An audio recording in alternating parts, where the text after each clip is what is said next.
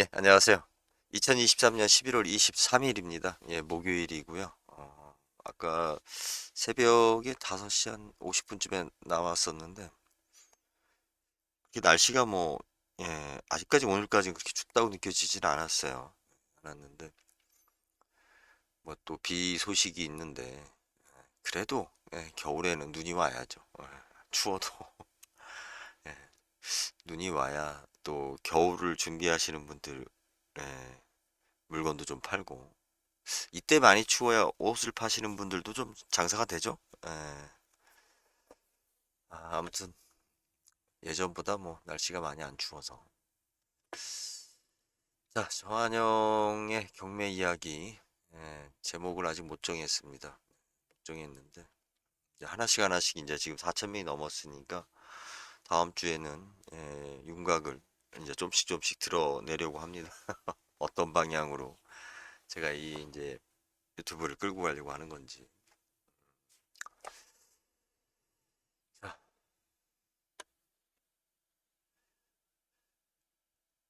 어, 최고 매각가율, 최고 매각가.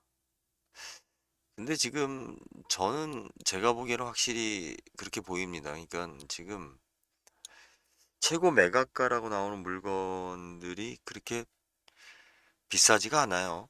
그죠? 28억이니까. 28억인데, 어, 12,580평, 가평인가요? 가평군 조정면, 의정부. 예, 뭐 사진 보니까, 야, 이게 비싸지만 않으면 좋은 땅인데, 비싸서. 아, 그죠? 에, 뭐 야영장을 조성하려고 그랬었나요? 근데 참 우리나라가 문제가 뭐냐면 사계절이 너무 뚜렷해서 그 사계절 동안 영업할 수 있는 어떤 그런 게 별로 좀 없어요. 그러니까 제주도 같은 경우도 제주도야 뭐 원체 거기 뭐 리조트나 그 바다라는 것 자체 물론 뭐 제주도 분들이야 뭐 매일 보는 바다겠지만 여러 가지로 그 장점을 갖고 있죠. 하지만 뭐 거기도 성수기하고 비성수기하고 분명히 있고 물론 뭐 전 세계 어디든 다 관광지마다 성수기하고 비성수기는 있는데 우리나라 같은 경우는 특히 이런 시골 지역의 관광지 같은 경우는 이 사계절을 커버하기가 너무 힘들어요. 그러니까 그걸 커버하려면 진짜 막대한 자금을 들여서 뭐 실내에서 즐길 수 있는 거와 야외에서 즐길 수 있는 이런 복합 시설이 만들어져야 되는데 다들 그 규모 자체가 크지 않다 보니까 애만 쓰다가 다들 망하죠. 예, 그렇습니다, 이게. 여기 이제 건축 허가가 안 나니까. 그리고 그 홍수에 대해서 물이 우리 이제 물가에 그죠? 예, 범람하는 이걸 갖다가 그 근처에 이제 오래 안 살아보신 분들은 너무 쉽게 생각하시는 것 같아요. 저는 강가 옆에 살았기 때문에 예, 범람하면 그 정도가 어느 정도인가 어떻게 물이 여기까지 올라오지라고 할 정도의 물이 그 작았던 칠개천 같았던 물이 넘치는 모습들을 어렸을 때 종종 봤죠. 그리고 이게 집안 자체가 비가 많이 오면 다 이렇게 인위적으로 축조를 쌓고 공사한 것들은 다 한 번씩 문제가 생겨요. 그죠? 문제가 생긴 다음에 이제 몇 번 다시 복구하면 그 다음에 안정화가 되는데 농업회사법인 뉴그린팜 경매 나오자마자 낙찰이 됐어요. 입찰자 한 명이고요. 28억에 땅이 원체 크니까 만 평이 넘으니까 뭐 이런저런 식으로 할 수도 있으려나요?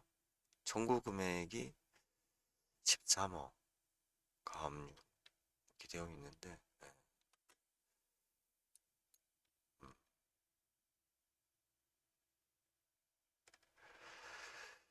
그렇습니다. 매각가율 뭐 이거고. 예,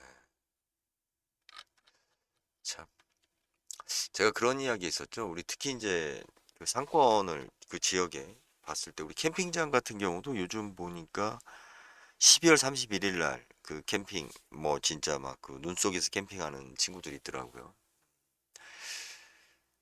이제 그런 곳은 그 이제 뭐 인지도도 높고 또 그만큼 주변에 그러니까 시설이나 또 뭐 볼 거나 뭐 교통이나 여러 곳이 이제 수반된 곳이죠. 그런데 우리 이제 그렇지 않은 지역들, 그러니까 성수기 때만 붐비는 지역들 같은 경우는 진짜 영업일수가 1년에 50일이 채 안 돼요.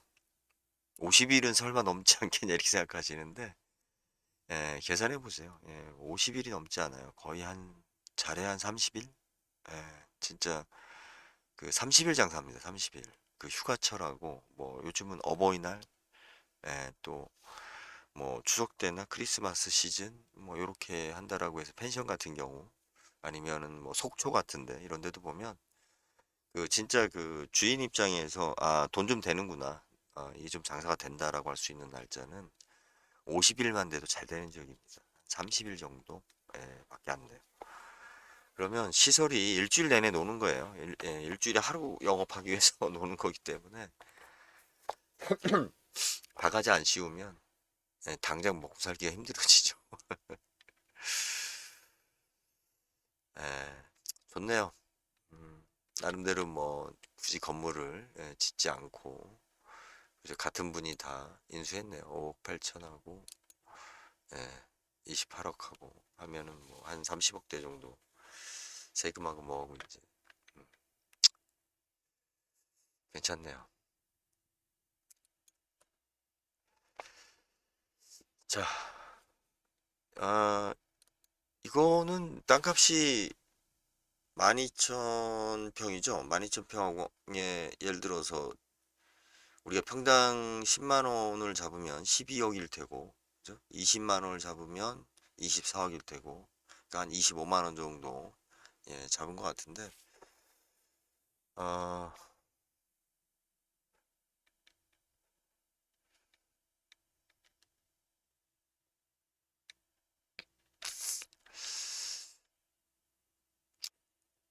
뭐 좋다라고 할 수 있나요?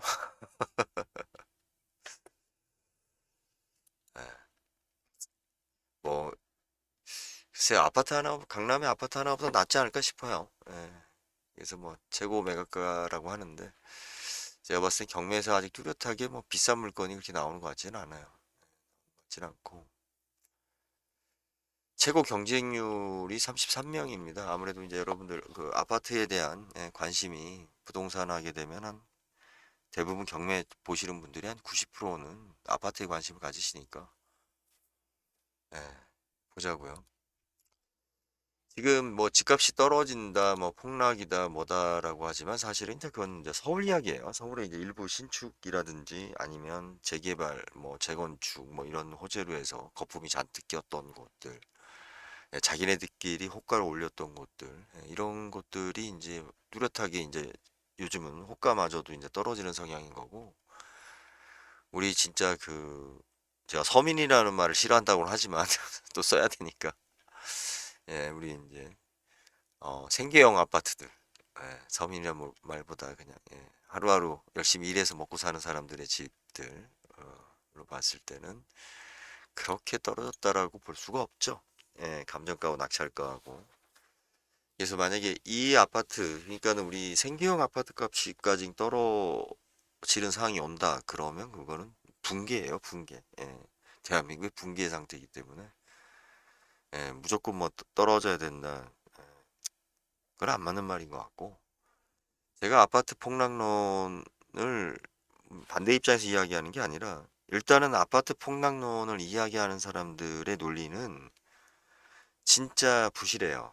되게 논리가 맞는 것처럼 이야기하고 이 레파토리를 20년간 떠드는 사람도 있고 또 뭐 최근에 또 보면은 한참 잘 나가다가 또 시간이 지나면 또 이제 그 사람 스토리가 끝나고 나면 또 다른 사람들이 나타나서 아파트 값 떨어진다 라고 하면서 뭐 굉장한 전문가인 듯한 행색을 하는데 폭락론의 문제점이 뭐냐면 자꾸 예측을 해요. 예, 내년에 떨어진다. 뭐 올해 말에 떨어진다. 그러니까 지금 벌써 이제 올해 말까지 왔잖아요. 근데 아직 반토막이 안 났잖아요. 그 있죠, 몇 명 유튜버 중에 유명 좀 나름대로의 조회수 어그로를 끌던 분들. 그런데 뭐 2023년 오면 떨어진다. 그러다가 요즘 이제 쓱 2024년 오면 떨어진다. 뭐 이런 식으로 이야기를 하는데, 그건 뭐냐면 그 마케팅적으로 많이 올렸던 아파트들, 자기네들이 분양하기 위해서, 그죠? 예, 그 왜 분양을 다 끝났는데 뭐하러 그 아파트 값을 올리냐? 그런 게 아니에요. 우리 분양되고 나서도, 그죠?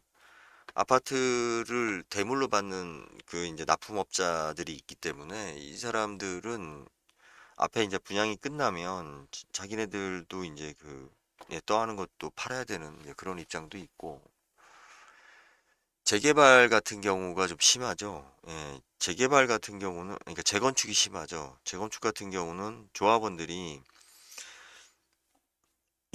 욕심이 이게 인간의 욕심이, 그러니까 사실은 뭐 저도 그렇지만, 우리가 옆에서도 바람 넣으면 사람이 이렇게 욕심이 커져요. 다 우리 뭐 도덕군자 아니잖아요. 교통사고 나면 가만히 있어 봐. 씨, 깽값을 얼마 받는데 뭐 이런 식의 내가 치료비를 조금 더 받고 싶고, 아니면 차가 뭐 내가 긁었으면 아무것도 아닌데 딴 사람이 와서 조금이라도 긁으면 아 이거 도색해야 되는데 뭐 새 차인데 뭐 이런 어? 수리비보다 더 받고 싶은 그런 욕심이 드는 것처럼 그 재건축 재개발에 들어간 아파트들은 조합원들이 처음에 이제 그 분양권을 못 팔죠. 욕심이 자꾸. 그리고 이제 분양권이 그렇게 거래가 많이 안 돼요, 생각보다. 이게 이제 일반 분양이 들어가서 일반 분양이 소위 말해 우리가 흥행 성적이 좋으면 이제 일반 분양으로 들어간 사람들은 사서 뭐 바로 되팔기 어렵죠. 세금 문제도 있고 뭐 이러니까. 그런데 이 이제 조합원들 같은 경우는 제값을 받고 이제 팔고 싶은 거죠. 일반 분양가에다가. 그러니까 가격이 오르기를 바라는 거죠. 그래서 그런 소문들을 많이 내고 호가 하나가 생기면 그걸 특히 유독히 이제 많이 떠들고 다니고 그러는데 그런 아파트, 그러니까는 좀 거품이 끼었다라고 하는 아파트들은 뭐예요? 팔고 싶은 사람들이 많은 거죠. 우리가 호가가 어느 지역의 아파트가 호가가 높다라고 하는 건 뭐냐면 어, 어떻게 됐든 그걸 팔고 싶은 사람이 많은 거죠. 그죠? 예. 사고 싶은 사람이 많으면 가격이 올라가나요? 서로 사고 싶어서 우리 경매하듯이 2억에 나왔는데 나는 2억 2천 줄게요. 나는 2억 3천 줄게요. 뭐, 야, 이 동네 아파트는 2억 5천이에요. 그래야 경쟁자가 없어야 내가 사지. 뭐 이런 식으로 가격을 올리나요? 판매자가 많아지면 호가가 올라갑니다. 그러니까 팔고 싶은 사람이 많아질 때. 그 이야기는 나중에 제가 그 심리 이야기는 좀 기회 되면 하겠는데, 일단 지금 오늘 이렇게 뚜렷하게 지금 보이는 것 중에 하나는 뭐냐면, 우리가 이제 지금 확실히 예를 들어서 중소도시 같은 경우는 2, 3억대 물건, 우리 이제 전세금하고 좀 가까운 금액들, 들이 어, 거의 낙찰이 된다. 제가 지금 우리 건축비로 계산을 했을 때 18평이에요. 18평이면 오산 정도 되면 우리가 그 평균 건축비의 2배 정도 봐야 돼요. 그러면 요즘 아파트 건축을 한다고 했을 때 여기가 뭐 이렇게 이제 그 고급형으로 지은 아파트가 아니다라고 했을 때 평당 700이라고 합시다. 평당 700이면 한 1억 7은 7, 8에 56이죠? 한 1억 2천, 1억 3천 정도 되겠죠? 1억 3천 정도.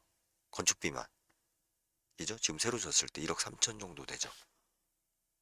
이거는 뭐, 그, 실질적으로 뭐 아파트가 지은 지 뭐 몇 년 됐다고 해서 크게 뭐 감가될 게 없으니까. 감정평가서에 땅값이 나올까 모르겠어요. 그, 되게 보면 이제 땅값도 표시를 많이 하는데 이제 이게 집합 건물이라, 그죠? 그냥 뭐 아파트로만 비교해서 표시할 수도 있고. 낙찰률. 이게 문제야. 대지 가격.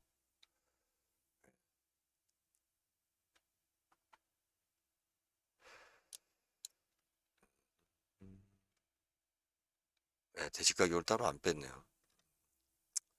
면적을 봅시다, 면적. 대지권 면적 10평이죠, 10평. 그럼 1억 3천에 10평이라고 합시다. 그죠? 그러면은 뭐 평당 아파트를 지을 수 있다라고 하면 500만 원만 잡아도 10평이니까 5천만 원이잖아요. 그럼 1억 8천 정도. 최하로 잡아도. 그러니까 1억 6천까지 뭐 이렇게 떨어질 30%씩까지 떨어져서 예, 낙찰될 수가 없어요. 이런 물건들은. 금액 자체가. 왜 여기에 이제 사람들이 많이 올려 있고 그리고 지금 유튜브 보다 보면 사람들이 착각하는 게 어떤 유튜브를 봤을 때 막 그 뭐 조회수가 몇만 명, 몇십만 명이면 굉장히 많은 사람들이 보고 있다라고 생각하거든요. 근데 그냥 그 사람들이 전부인 거예요. 예. 그 사람들이. 대부분 사람들은 그걸 안 보고 있는 거예요. 의외로.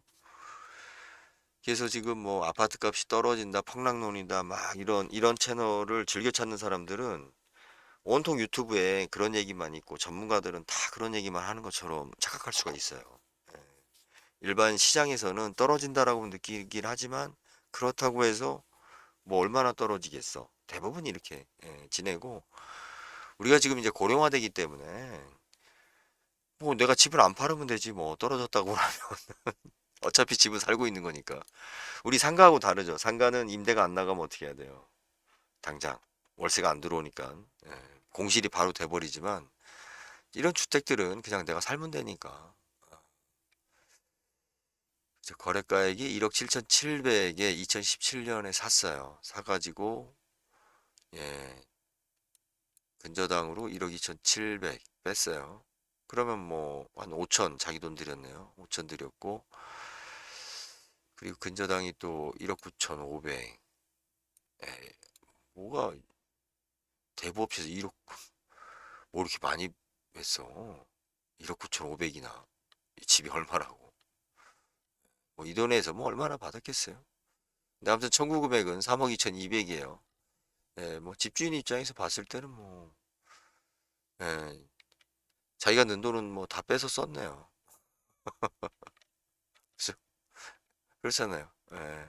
현대캐피탈, 대부업이 돈을 다 못 받겠네요. 그죠? 근데 여기서 예, 명확한 건 뭐냐면 현대캐피탈에서 이제 1억 정도를 청구를 했습니다. 1억 정도를 청구했고 대부업이 1억 9,500이잖아요. 그럼 이 친구들이 원금이 얼마인지는 모르겠지만 이자까지 해서 뭐 얼마인지는 모르겠지만 이 친구들 입장에서는 그죠? 내가 1억을 떠안고 나의 채권까지 더해서 이걸 샀을 때 어차피 더 싸게 낙찰이 되면 나는 못 받아요. 내가 손실을 보는 거기 때문에. 그럴 바에는 내 빚으로 따라가는 거죠. 그래서 이렇게 근저당 다음으로 이렇게 대부업이 있을 때는 요 두 개의 금액을 봤을 때 얘네들이 최소한도 그러니까 지금 이와 같은 상황들이에요. 예, 이런 상황이 됐을 때는 절대로 놔두지 않는다. 예, 어떤 식으로든 낙찰이 되게끔 하려고 얘네들이 그 열심히 한다. 예. 아니면 자기네들이 입찰을 해요. 예.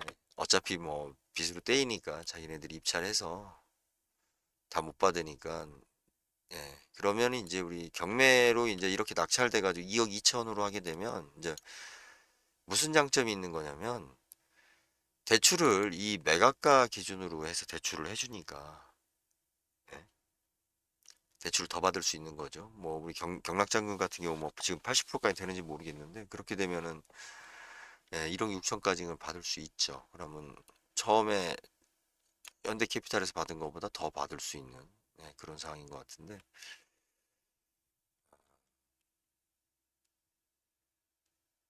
그죠? 평균 매각가, 사례 분석 예상가 15, 15, 15 1개월간 20.33명.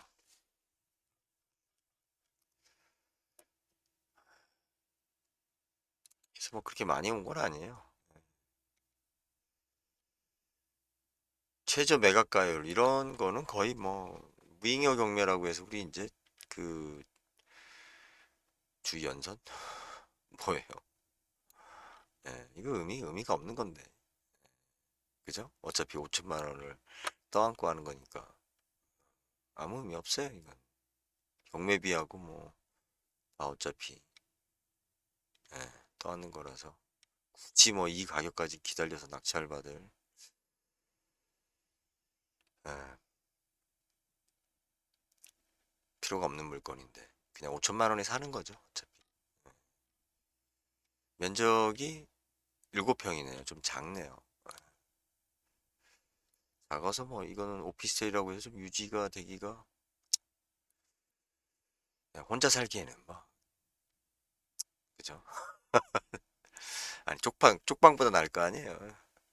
예, 어디 쪽방촌보다 나은 곳이 예, 이런 오피스텔이 나중에 이제 쪽방을 대처하는 시장이 될 거예요.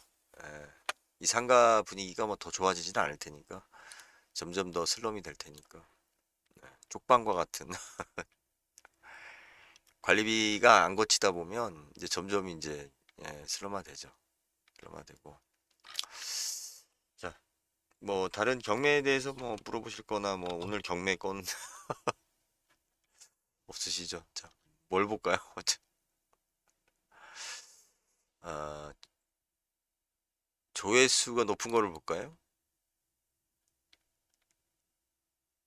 아무래도 뭐 서울 게 인구가 많으니까 조회수가 다 서울이 지금 상위 랭킹을 보여주고 있고 이거는 뭐 앞전에 나온 거니까 이렇고 예, 이죠. 강남구 자곡동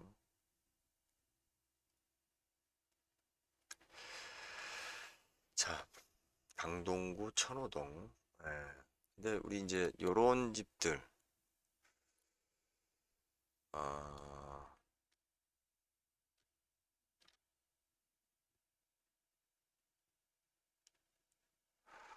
공유물 분할을 위한 경매 그러면 뭐 되게 보면은 상속이 많죠. 상속이네. 부동산의 대부분은 그 언제 거래가 많이 되냐면 상속될 때예요. 상속될 때 세금 내야 되잖아요. 그리고 그죠. 이거 배우자한테 상속되는 경우는 그나마 예를 들어서 아버지에서 엄마한테로 상속되는 경우는 뭐 그나마 유지가 되는데 이게 이제 자식한테 이제 상속이 될 때는 나누기 엠빵 해야 되잖아요. 뭐 오빠가 돈이 많아서 형이 돈이 많아서 나머지를 내가 그냥 돈으로 주고 상속 포기하고 뭐 이런 식으로 나머지 지분을 사서 할 수도 있지만 거의 이제 자식들 입장에서 봤을 때는 이게 특히 이제 집 같은 경우는 부모님이 살던 집이 나하고 내 와이프가 들어가서 살려고 하나? 나만 추억이 있는 거지. 그래서 이제 대부분 그 상속될 때 많이 나옵니다. 이제 부동산들이. 그러면 지금 현재 우리 저 MZ 세대들 뭐 이제 30대, 20대 이제 이 친구들이 아 부동산에 대해서 이제 좀 시장의 물건이 많이 풀릴 수 있는 시점이 언제일까? 그러면 지금 베이비 부머 세대가 제일 많은 지금 386 세대들이 가실 때, 그러니까 아직은 뭐 이르고 한 10년 후부터 그 양반들이 가지고 있었던 물건들이 이제 많이 나오지 않을까. 10년 후나 20년 후, 뭐 요때겠죠? 근데 이제 이분들이 거의 이제 지금 주택연금을 아파트 값이 좀 나가기만 하면 거의 다 가입하는 분위기로 많이 돌아서고 있기 때문에, 어, 그때 되면은 좀 과잉되지 않을까, 시장에. 뭐 그런 생각을 해봐요. 그분들이 가지고 있었던 물건들이 나오면서. 그런데, 그러면 지금 30대도 50대가 될 텐데, 예, 그리고, 아무튼, 40억이 나왔는데 30억에도 유찰이 됐습니다. 유찰이 됐고, 예, 건물은 67평이고 땅은 95평이에요. 아, 감정가를 볼 때 여러분들이 그 뭐 집합 건물 같은 경우 예전에는 아파트도 저기 뭐야 땅값하고 건물값하고 이렇게 계산들을 했는데 요즘은 그 계산하기가 참 어려운 것 같아요. 왜 그러냐면 건물값 그 건물값이 그런 걸 봤어요. 똑같은 건물인데 동네에 따라서 건물값이 달라요. 이게 가만히 생각해 봤어요. 이게 시멘트 값이 다른가? 그런데 아, 나름 이제 이유가 있더라고요. 뭐 그런 설명도 나중에 기회 되면 하겠는데 하여튼 처음에 예, 경매를 볼 때, 예, 공부할 때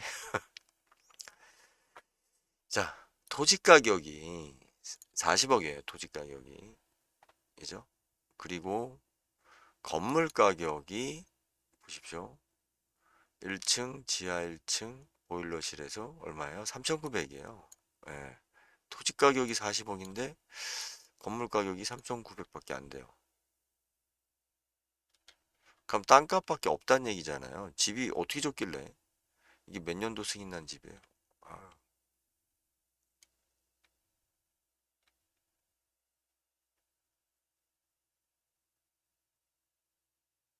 예, 근저당이 있네요. 2억 9,900. 지분에도 가압류가 있네요. 3억 3천. 그죠? 6억 2,900이네요. 채권의 합계가. 어차피 뭐큰 저기는 없을 것 같고. 아우. 건물값이 굉장히 적게 잡혔어요. 1990년대 등기 원인 1위 1990년대 샀네요. 그죠? 예. 그러면 건축물 대장을 볼까요? 재밌으세요? 아니, 제가 지금 이걸 하고는 있는데 솔직히 저라면 안 봐요. 아니, 제가 이해 안 되는 것 중에 하나가 그 애들 게임하는 거 중계하잖아요. 왜? 그죠? 뭐 스타크래프트나 뭐나 뭐 아는 제가 게임이 없어서 그런 게임을 갖다 유튜브로 막 중계하는데 그거를 다들 이렇게 듣고 있더라고요. 보고 있고 어른들도 저런 걸 왜 보지? 저도 지금 이거 하면서도 그런 생각이 좀 들어요. 예. 이게 지금 뭐 보면은 들어오나? 어, 그죠? 에, 어디 갔어? 아, 이거 하도 오래간만에 보니까 뭐가 눈에 탁탁 안 들어와, 씨.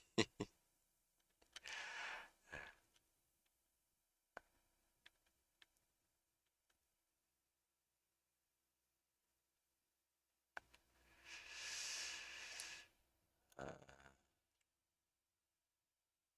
비했고, 98, 56은 뭐야? 아, 아우. 1987년도에 지어졌어요. 그죠? 예, 사용 승인일이, 예, 이거는 뭐 공사 허가일일 테고, 예, 1987년 정도. 그러면 우리 드라마 1988인가요? 예, 그때 지어진 집이겠네요. 음, 자, 사진을 좀 봅시다. 건물값이 이게 이제 내구 연한이 오래됐기 때문에 굉장히 낮춘 것 같아요. 가격을. 그죠? 예,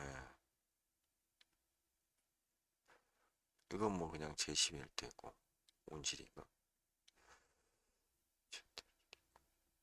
예, 와, 이게 지금 진짜 돌로 저렇게 붙인다는 게. 근데 이제 나중에 벽돌 위에다 붙인 듯해요. 요 샷이나 이런 걸 봤을 때는. 예, 그죠? 안에도 뭐, 여진 것 같고. 예, 아, 술병이 있네. 음, 아유, 아유. 거실, 방방, 주방, 거실, 방방, 실. 두 세대가 살 수 있게 했네요. 아, 아, 아.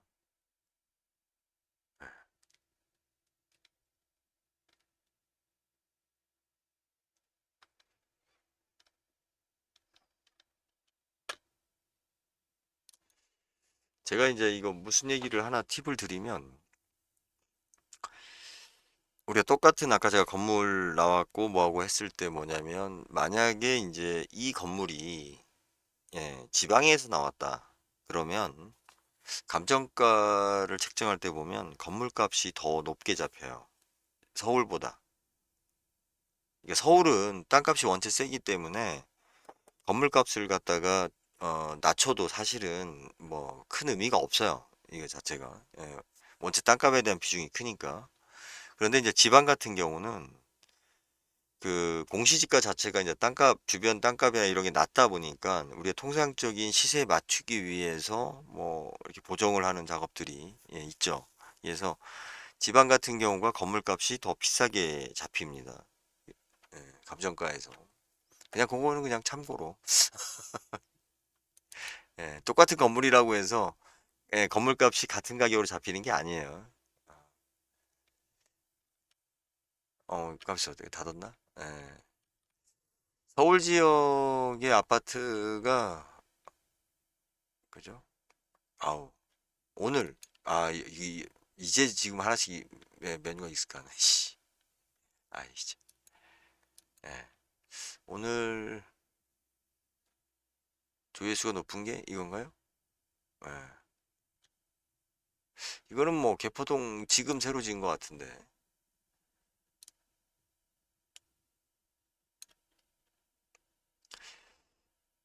그죠? 34억짜리가 얼마까지 떨어졌어요? 14억까지 떨어졌네요. 와, 대박. 면적도 국민 평수보다 조금 더 넓어요. 아니, 조금 더 커요. 94m 제곱이에요. 우리 85m 제곱이 아니라. 전입일자가 있고 확정일자 미상. 2020년 3월 2일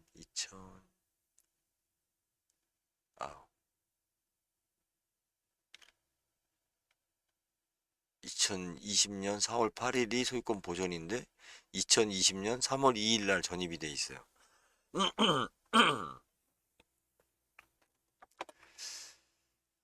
대법제 3억 2,500, 6,500 개선 대부업체에서만 7억 3,900을 청구했네요. 이 뭔 일이다냐? 여기 전세에 얼마 들어왔을까요? 이 사람들이. 예, 그죠? 채권 합계액이 100만 원, 1000만 원, 9억이에요. 채권의 합계액이. 이게 이제 문제가 뭐냐면 지금 현재 그 전입되어 있는 사람이 예,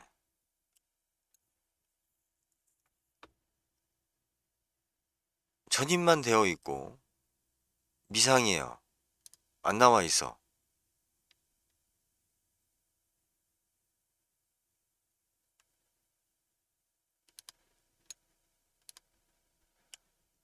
예. 그런데 지금 내가 전세를 얼마 들어왔는지 안 밝히고 있죠. 그죠? 예. 그러면 34억짜리니까 이 사람이 뭐 10억에 전세로 들어와 있으면 24억에 사는 거잖아요. 14억에 사도. 어차피 이거는 뭐 여기서 다 털릴 거고. 그런데 제가 여러분들 이런 물건 항상 이야기한 게 뭐냐면 이걸 어떻게 깨서 그죠? 내가 어떻게 싸게 한번 야 권리 분석 잘하면 뭐 이러 된다더라 뭐 이런 얘기들을 하시는데 자 소유권 보존하자마자 그죠? 2020년 4월 8일에 소유권 보존하자마자 소유권 보존하기 전에 뭐 했어요 지금 전입이 있단 말이에요 지금 그죠? 이게 그리고 나서 1금융권 대출을 못 받고 근저당을 받았단 말이에요. 3억 2,500이라는. 아니, 그러니까 대부업체에서 받았다라는 얘기죠. 무슨 얘기냐? 전세로 실질적으로 이 아파트에 해당되는 가격만큼 거의 다 나갔다라는 이야기인 거죠. 그 추후에 이제 이렇게 지금 늘린 거는 근저당을 늘린 거는 뭐예요? 이게 이제 뭐 이자를 안 냈겠죠? 뭐 하여튼 그런 것들을 다 합쳐서 늘려서 이제 그 지금 여기까지 온 거겠죠. 예. 그러면 먼저 음, 이렇게 생각해 봅시다. 왜 이거를 싸게 입찰할 수 없느냐? 제가 지금 잠깐 졸았어요. 그래서 그래요, 지금. 사실은 말하면서 지금 잠깐 졸았어요. 간단하게 말해야 될 건데. 대부업체 들어가 있잖아요. 얘네들이 바보냐고. 그죠? 얘네들이 자기네들 채권만 회수하는 게 목적이겠냐고요. 무슨 목적도 있어요. 돈 되면 빌려준 돈 플러스 꽁도 먹고 알도 먹고 싶겠죠, 얘네들이. 그죠? 예. 그냥 볼 필요 없는 거예요. 그냥 네가 알아서 잘해라. 라는 식으로. 예, 괜히 뭐, 야, 이렇게 14억짜리가, 34억짜리가 14억에 나와도 개포동에 오늘 어그로 이걸로 해야겠네. 씨. 예? 투기 과열지역. 예? 거의 뭐 신축인데. 예? 야, 입찰자 없어. 이게 폭락의 징조인가? 뭐, 렇게 해야 되나요? 예? 제가 이쪽으로 돌리는 건 뭐냐면, 이쪽 모니터에, 예, 지금 몇 분이 들어와 있는지 보여요. 그래서 제가 이렇게 보는 거예요. 지금 있나 없나. 예, 그죠? 개포동.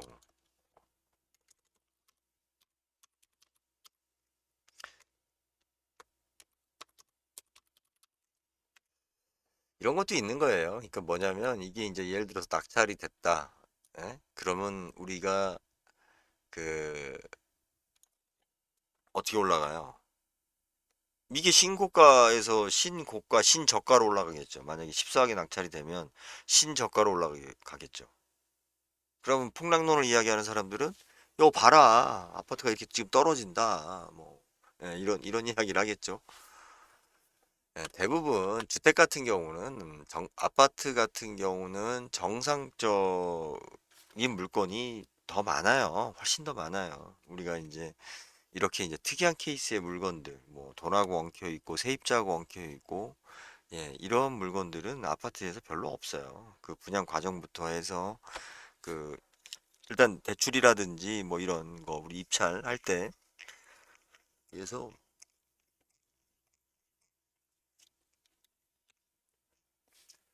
집값이 떨어지면 사람들이 뭐 관망세로 돌아선다 뭐 이런 얘기 하는데 그런 게 아니라 예, 그냥 생각을 안 하는 거죠.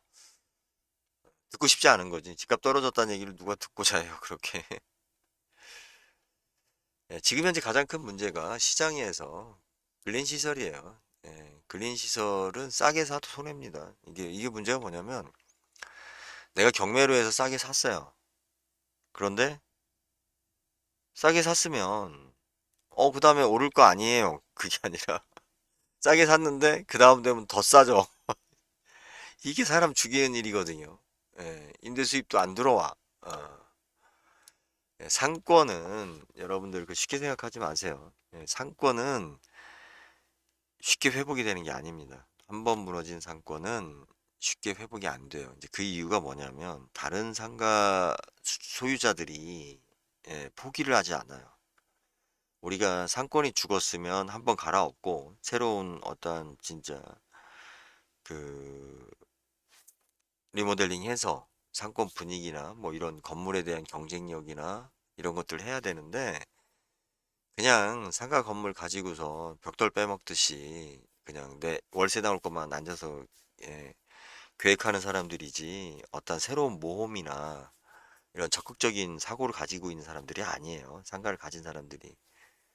그래서 거의 대물림 되고 상가는 언제 매매가 주로 이루어지냐면 아까 같이 이제 상속되는 경우 자녀들 입장에서 봤을 때는 뭐 월세가 이게 나오긴 나오는 것 같은데 뭐 젊은 친구들은 이게 시답지 않잖아요. 목돈이 필요하니까 달달이 받는 거는 나이 먹은 사람들이 좋아하는 거고 그래서 이제 많이 나오는데 예, 상가는 여러분들이 제가 어제도 이제 그런 이야기를 했는데 내가 이 상가를 살 때 어떤 생각을 해야 돼요? 그죠? 내가 이 상가를 뭐 샀을 때 의미가 있어야겠죠? 예.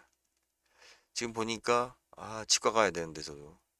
예, 치과가 있네요. 치과가 있는데 참 건물 지저분하네요. 그죠? 씨. 예, 이런다니까요. 자기들 월세 빼먹는 것만 생각하지. 진짜 관리 잘 되는 건물들은 예, 주인이 굉장히 철저하게 예, 관리를 합니다. 세입자들 수준이나 이런 거. 예, 그리고 이제 이런 여기 전당포가 왜 들어왔겠어요? 싸니까 들어온 거지 뭐 월세가. 그죠? 전당포를 했는데 전당포가 안 될 정도면 뭐 전당포가 잘 됐으면은 전당포 주인 저기 뭐야 세입자가 사지 않을까요? 이 전당포가 세입자인가? 모르겠네요. 5억 8,500, 8억, 청구 금액 8억이네요. 이건 청구 금액이고 어차피 총이니까 13억이네요. 13억이고 아, 뭐 본인들이 저기 했네요. 아, 이게 지금 이 정도 12억 5천이면 지금 3층 건물 전체 다 나온 듯한 거죠? 예, 그죠? 그러니까 자, 여기서 치과가 있어요. 그죠? 이 치과가 예, 치과가 소유자 아닐까? 밑에가 소유자려나? 치과가 소유자라고 하면 진짜 게으르다 사람. 1층은 뭐예요? 예, 통신사 있고 그죠? 분위기로 봤을 때는 요거는 관찰할 필요가 좀 있겠어요. 지금 12억 5,400이고 우리가 건물 면적이 122이니까 평당 얼마예요? 1,000만 원이죠? 예. 그거 자체로는 괜찮은 것 같아요. 평당 1,000만 원인데 자 12억 5,400짜리 나서 지금 얼마를 받을 수 있는 거예요? 아유, 뭐 세입자 정보가 없어.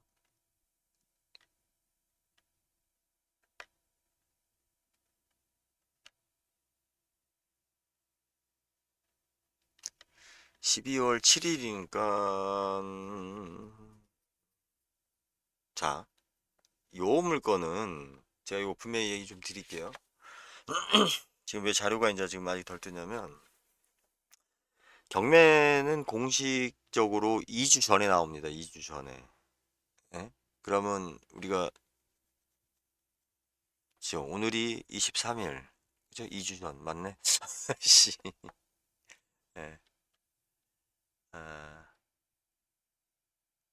요거는 뭐 한 12억 갖고 계신 분 계세요? 예. 일단은 관심 물건으로 등록은 해놓겠습니다. 예. 아이 뭐 메모할 것도 없고. 자, 근데 이제 지금 이게 조회수가 굉장히 높죠. 그죠? 일간 조회수가 오늘만 33. 예. 오늘 그 조회가 가장 많이 되는 물건이에요. 사람들이 가장 많이 쳐다보고 있고 지금 계산기를 두드리고 있겠죠? 자, 저 3층에 전당포가 있는 게 좀 꺼림직하고 그것만 빼고는 자, 2층 치과, 1층 뭐 휴대폰 대리점. 야, 노후에 뭐 저기 아파트 한 채밖에 없는데 아파트 팔고 저기 3층으로 그냥 살림집에서 들어간 다음에 아니면 뭐 색스폰이나 불 수 있게 내 뭐 이런 서재나 꾸며놓고 1, 2층 세놓고 야 이거 계산 되겠다? 자 이렇게 생각하는 사람들이 수도권에 몇 명이나 있겠어요? 많다는 거죠. 예, 많은데 아 이런 물건들은 예, 일단은 이제 뭐 여기 동네가 조금 이제 후진 게 있죠. 예, 지하도 있네요.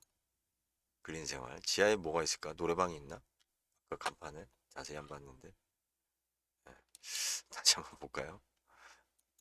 아 어떻게 한 12억 있는 분 관심 가져보세요. 예. 뭐 대출 빼고 뭐 되게 좀 돈 좀 잠깐 융통하고 뭐 그러면은 뭐 예, 전당포, 대부업, 그쵸? 페인트 칠도 안 하고 참. 이? 어디 갔어 지하가?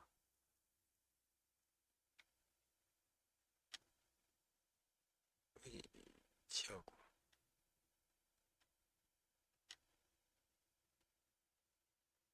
아 이게 지하 내려가는 걸 이렇게 닫아놨구나. 뭐 창고로 쓰나? 그죠? 간판에 뭐 다른 거 없는 거 봐서는 2층이 치과이고.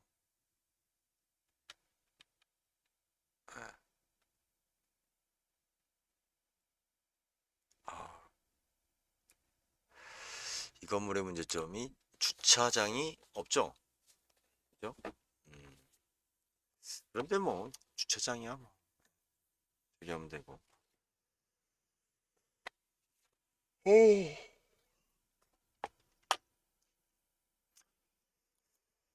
예, 맞습니다. 또 요거랑 비교해 볼까요? 우리 경기도 화성시 반성동에 있는 근린산 거하고 지금 아까 지금 인천 거하고 비교를 한번 해보고, 지금 제가 46분 녹음을 했기 때문에 참 쓰잘데기 없이 지금 길게 녹음한 것 같아요. 제가 지금 반쯤 돌려서 그랬던 것 같습니다. 요거하고만 비교를 좀 해보고, 음, 자, 요거는 요것도 같은 날이네요. 19억 6천. 예, 건물 면적으로 봤을 때는 뭐, 예, 아까 그게 조금 더 큰가요?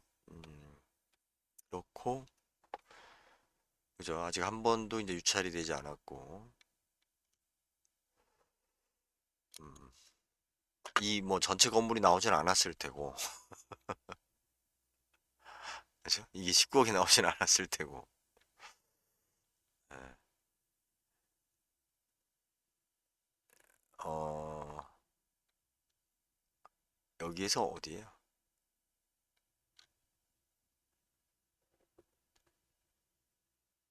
대여소.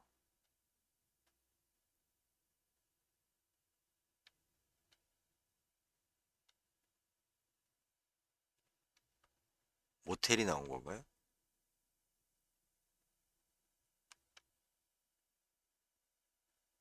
엘리베이터 있고, 이 앞에 건물인가 본데. 예, 보드 카페. 잘 모르겠네. 9층이죠? 그죠? 아, 9층 2층에 201호, 202, 203, 204, 205. 그러니까 이게 문제가, 그죠? 모텔이 7층인데 7층이 이제 뭐 프론트가 있고 위에 이제 공실인, 그러니까 8층 9층을 여러 개를 합쳐가지고 지금 모텔로 만들어서 운영되고 있는 건데 그 중에서 이제 9층만 나왔단 말이에요. 그러면 이거 어떻게 해야 돼요?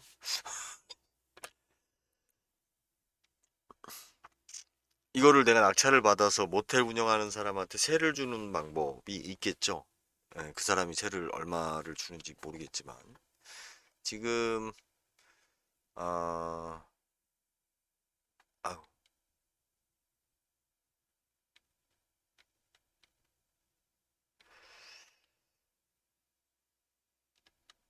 뭐예요?